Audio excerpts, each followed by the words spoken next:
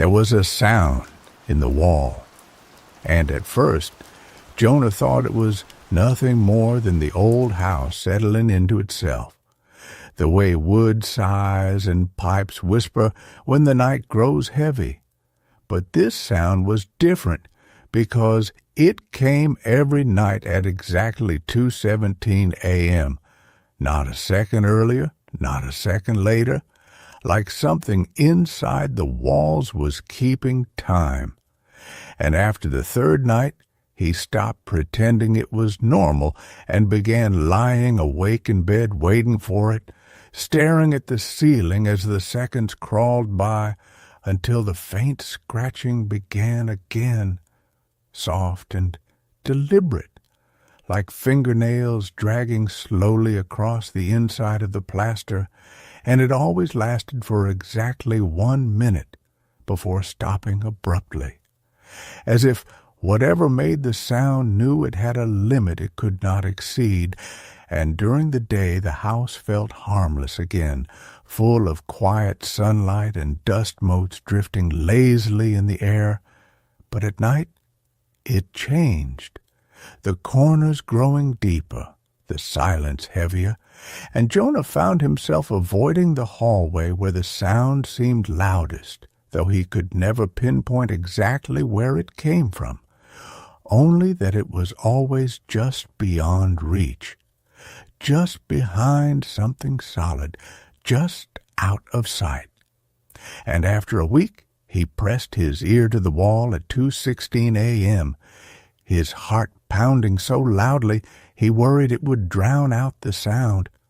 But then it came again, louder this time, clearer, and beneath the scratching he heard something else, something that made his stomach tighten, a faint rhythmic tapping, like someone knocking from inside, slow and patient, as if waiting for him to answer. And without thinking, he whispered, "Hello," into the wall, and the scratching stopped instantly. The silence that followed so complete it felt unnatural, like the house itself was holding its breath. And then from the other side came a soft whisper, so faint he almost convinced himself he imagined it.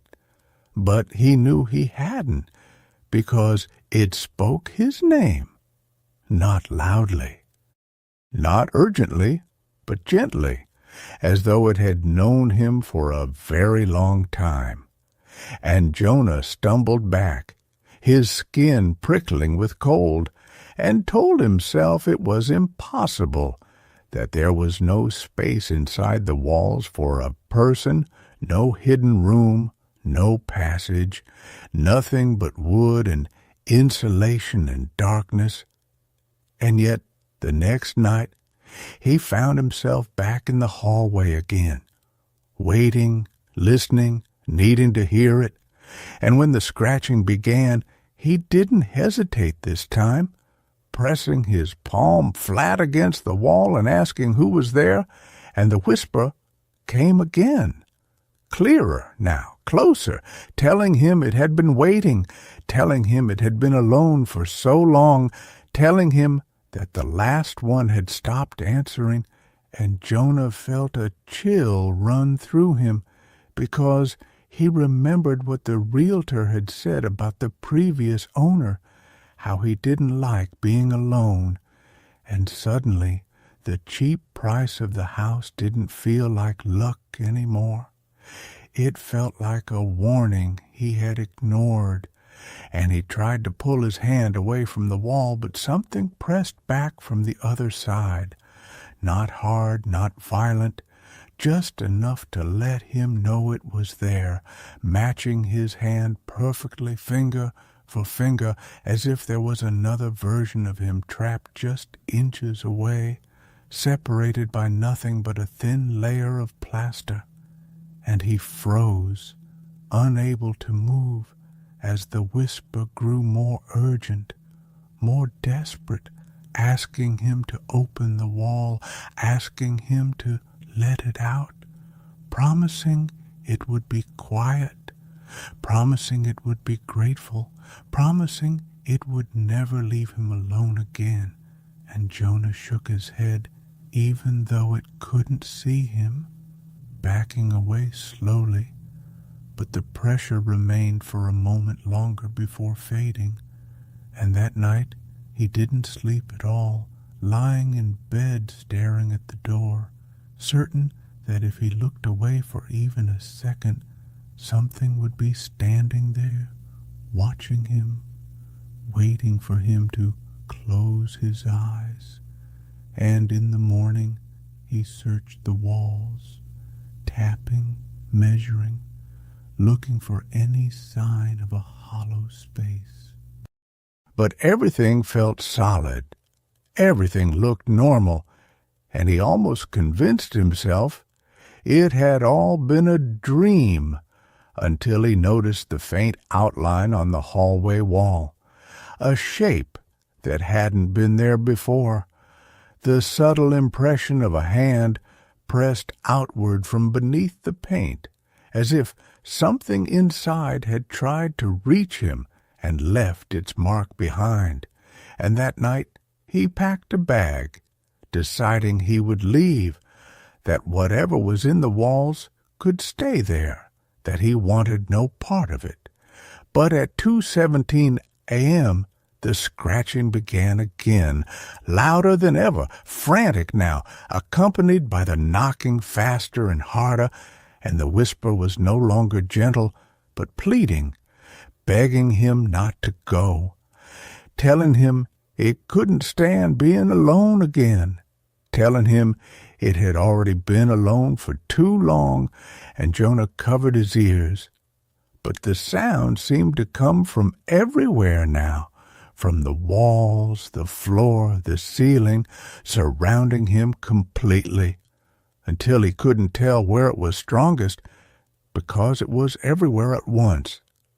And then suddenly it stopped, and in the silence that followed, he heard something that made his blood run cold.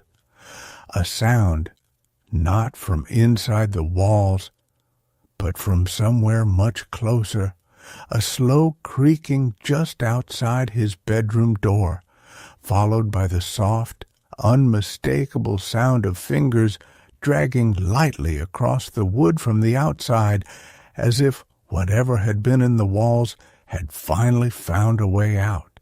And then, in a voice no longer muffled or distant, but right there in the room with him, it whispered his name again, this time from just behind his back. There was a sound in the wall, and at first Jonah told himself it was nothing, just the old house, settling the way old houses always did, breathing in slow creaks and sighs, as the temperature dropped and the night pressed in. But the sound did not behave like anything natural, because it came every night at exactly 2:17 a.m., precise and unchanging, as if something unseen were keeping time with a patience that no human possessed. And the first few nights he ignored it, rolling over in bed and pulling the blanket tighter around his shoulders. But ignoring something only works when it fades. And this did not fade. It waited. It returned. It insisted, until he began to wake before it started, his eyes opening to the darkness as if something inside him already knew what was coming. And he would lie there in silence, staring at the faint outline of the ceiling, counting the seconds in his head until the scratching began again. Soft at first, almost polite, like someone testing the surface from the other side, and then growing steadier, more deliberate, like fingernails dragging slowly across plaster, mapping it, learning it. And every time it lasted exactly 1 minute before stopping abruptly, cutting off in a way that felt intentional rather than random, as if it had rules it could not break. During the day, the house felt ordinary, almost comforting in its stillness. Sunlight slipping through the dusty windows, the wooden floors warm beneath his feet. But even then, there were moments when he would pause in the hallway and feel it, a subtle wrongness in the air, as though the house were not empty even when it appeared to be, as though something were standing just out of sight, listening to him the way he had begun listening to it. And after a week, he could no longer ignore the pull of it, the need to understand. And so one night at 2:16 a.m., he stood in the hallway with his ear pressed against the wall where the sound seemed strongest, his heart beating so loudly he feared it might drown everything else out. But when the scratching began, it came through clearly, closer than ever, and beneath it he heard something new, a faint, uneven tapping, like knuckles striking gently from the other side, not in panic, not in violence, but in a slow, patient rhythm, as if something were knocking and waiting for an answer. Without thinking, Jonah whispered, "Hello," his voice barely more than breath against the wall, and the scratching stopped instantly, the silence that followed so complete it felt unnatural, like the entire house had paused to listen. And then from the other side came a whisper so faint he almost convinced himself he imagined it. But he knew he hadn't, because it spoke his name, not loudly, not urgently, but softly, like someone who had been saying it for a very long time. And Jonah stumbled back, his skin tightening with cold, his mind racing for explanations that refused to come, because there was no space inside the walls, no hidden rooms, no reason for a voice to be there, and yet it had known his name. The next night he returned despite himself, drawn by something he could not explain, and when the sound began again, he pressed his hand against the wall, asking who was there, and for a moment nothing happened, and then something pressed back, perfectly aligned with his palm, finger for finger, as though there were another version of him trapped just inches away, separated by nothing but a thin barrier.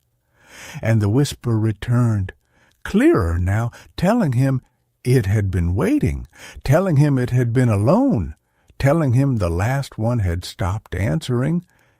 And Jonah felt a chill spread through him as he remembered the vague comment from the realtor about the previous owner, how he had not liked being alone. And suddenly the cheapness of the house felt less like luck and more like something abandoned. He tried to pull his hand away, but the pressure lingered for a moment longer before slowly fading, as if reluctant to let him go.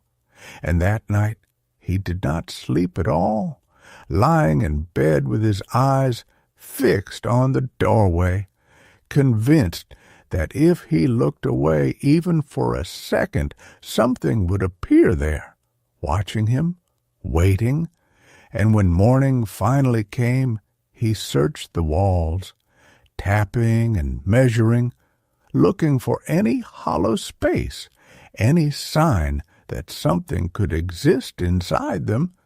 But everything felt solid, everything looked normal, and he almost convinced himself it had all been a dream until he noticed the mark, faint but unmistakable, the outline of a hand pressed outward beneath the paint in the hallway wall, as though something inside had tried to reach him and left its shape behind. That night, he decided to leave, packing a bag with shaking hands, telling himself that whatever was in the walls could stay there, that he wanted no part of it. But as the clock crept toward 2:17 a.m., the house seemed to grow quieter, heavier, the silence stretching tight like something about to snap. And when the scratching began, it was no longer soft or careful, but frantic, desperate, the tapping turning into rapid knocking, uneven and urgent, and the whisper was no longer gentle, but pleading, begging him not to go, telling him it could not be alone again, telling him it had waited too long already. He covered his ears, but the sound did not fade, instead seeming to come from everywhere at once, from the walls, the floor, the ceiling, surrounding him completely, until he could no longer tell where it was strongest, because it was all around him, inside the house, inside the space itself. And then suddenly it stopped, cutting off so sharply it left a ringing silence behind, and in that silence he heard something new, something that made his blood turn cold. A slow creak just outside his bedroom door, followed by the soft drag of fingers across the wood, not from inside the walls anymore, but from the hallway itself. Jonah froze, every muscle locked in place as the handle of the door shifted slightly, not turning fully, just enough to show that something on the other side had touched it, tested it, and then the whisper came again, no longer distant or muffled, but clear, right there, just beyond the thin barrier of the door, speaking his name in a voice that sounded almost like his own, only stretched and hollow, as if it had been repeating it for years without ever being answered. He did not move, did not breathe, as the door slowly began to open inch by inch, the darkness beyond it deeper than it should have been, and in that darkness he saw something that made him understand too late what the house really was, because standing there was a figure shaped like him, but not quite right, its movements slightly delayed, its features blurred as if it had been pressed too long against something that would not let it through, and its hand was raised, fingers splayed, matching the mark on the wall exactly. And then it smiled, not with relief, not with kindness, but with something hollow and patient, as if it had always known this moment would come, as if it had been waiting not to escape, but to be let in. And the last thing Jonah heard before the door opened fully was the scratching again, not from the walls this time, but from behind him, inside the room, as if something else had already taken his place. Jonah did not remember moving, but suddenly he was standing in the center of the room, the door wide open, the hallway beyond stretching into a darkness that did not belong to the house he had walked through so many times before, and the figure that stood there, shaped like him but wrong in ways he could not fully describe, tilted its head slightly as if studying him, as if comparing something, and for a moment neither of them moved, the silence thick and suffocating, until Jonah became aware of something behind him, a presence that had not been there before, something standing exactly where he had been moments ago. And when he turned, slowly, afraid of what he might see, the room looked the same and yet not, the corners deeper, the shadows longer, and on the wall where the handprint had been there were now several more, overlapping, layered, as if many hands had pressed outward over time, all trying to reach the same point. The figure in the doorway took a step forward, its movement slightly delayed, like a reflection catching up to the person it mirrored, and Jonah felt his body respond in a way he had not chosen, his foot sliding back across the floor as if pulled by an invisible thread, and he realized with a growing, creeping horror that the thing was not just watching him. It was syncing with him, learning him, matching him piece by piece, and when he raised his hand without thinking, it raised its own a fraction of a second later, the same motion, the same angle, until the delay began to shrink, the difference becoming smaller and smaller as though it were closing the gap between them. "You opened it," the figure said, and its voice was no longer a whisper, no longer distant, but layered, like multiple versions of the same sound speaking at once, some slightly ahead, some slightly behind, creating a distortion that made Jonah's ears ache, and he shook his head instinctively, backing away, but the room behind him seemed to stretch, the walls subtly shifting, the distance to the bed growing longer than it should have been, and for the first time he understood that the house was not simply a place. It was something else, something that bent space the way the thing in the doorway bent time. "I didn't," Jonah said, but his voice sounded thin, uncertain, even to himself, and the figure's smile widened just slightly, not in amusement, but in recognition, as if it had heard those words before many times from many others. "They all say that," it replied, and as it spoke, the scratching began again, not from one place, but from everywhere, inside the walls, beneath the floor, above the ceiling, a chorus of desperate, restless movement, and Jonah realized that the hands on the wall were not marks left behind. They were impressions from things still there, still pressing, still trying.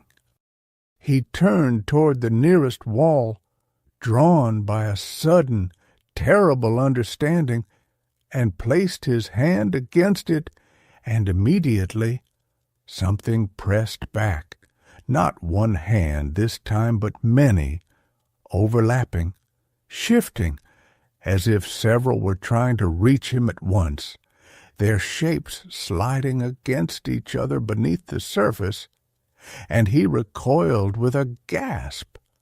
But the sensation lingered in his palm, a cold pressure that did not belong to him. "They don't leave," the figure said, stepping fully into the room now, its movements smoother, more precise, the delay nearly gone. "They stay where they are put." Jonah's mind raced, trying to find logic, reason, anything that made sense of what was happening, but every thought collapsed under the weight of what he was seeing, what he was feeling, and he realized with a sickening clarity that the house had never been empty, not for a moment. It had always been full, filled with things that had once been like him, things that had listened, things that had answered. "What are you?" he whispered. The figure paused, as if considering the question, and then took another step closer, so close now that Jonah could see the details of its face, the slight misalignment of its features, the way its eyes did not reflect light properly, absorbing it instead like holes cut into the shape of a person. "I am what you left behind," it said. The words did not make sense at first, but then something shifted in Jonah's memory, something small and distant, a feeling rather than a clear image, the faint recollection of standing in this same room not days ago, but longer, weeks, maybe more, pressing his hand against the wall, hearing a voice that sounded like his own, and a sudden, crushing realization began to form, too large, too terrible to fully grasp. "No," he said, shaking his head, "that's not possible." But even as he said it, he felt the room change again, subtle at first, the angles slightly off, the air heavier, and he understood that the house was not fixed. It shifted depending on where you stood, on what side you were on, and for a moment he felt disoriented, as if he were both inside the room and outside it, both the one looking and the one being looked at. "You were here before," the figure continued, its voice steady now, almost calm. "You just don't remember it yet." The scratching grew louder, more frantic, and Jonah turned again, his gaze drawn to the walls as faint outlines began to appear beneath the paint, shapes pressing outward, faces now distorted and incomplete, their features blurred but unmistakably human, their mouths open in silent pleas that never reached sound, and he staggered back, his breath coming in short, panicked bursts. "This isn't real," he said, but the words felt hollow, meaningless. The figure tilted its head again, mirroring him perfectly now, no delay at all. "It becomes real when you believe it," it said, "and you already do." Jonah wanted to run, to push past it, to get out of the house and never return. But when he looked toward the hallway, the darkness there seemed endless, stretching far beyond the limits of the building, and he knew without knowing how that if he stepped into it, he would not find the outside world, only more of this, more walls, more spaces that did not connect the way they should. "So what happens now?" he asked, his voice barely holding together. The figure smiled again, wider this time, and for a moment its face seemed to flicker, showing something else beneath, something thinner, more strained, like a shape stretched over something that did not quite fit. "Now," it said, "we finish the exchange." Before Jonah could react, the walls around him seemed to lurch inward, the space collapsing slightly, and he felt a sudden pull at his back, as if the room itself were trying to draw him into it, and he stumbled forward instinctively toward the figure, and for a brief, horrifying moment their hands touched, and the sensation was not like touching another person, but like pressing against a surface that gave way just enough to let something pass through. The world twisted. The room vanished. And Jonah found himself standing in darkness, pressed tightly on all sides, unable to move, unable to breathe properly, his arms pinned, his face inches from a surface he could not see but could feel, rough and cold against his skin, and from somewhere beyond it came a sound he now knew all too well, the faint scratching, slow and deliberate, coming from the other side. "No," he tried to say, but the word barely formed. From beyond the wall, from the room that was no longer his, he heard movement, footsteps, calm and steady, followed by his own voice, clear and steady, testing the air as if it belonged there. And then, softly, curiously, as if discovering something new, it said, "There's a sound in the wall."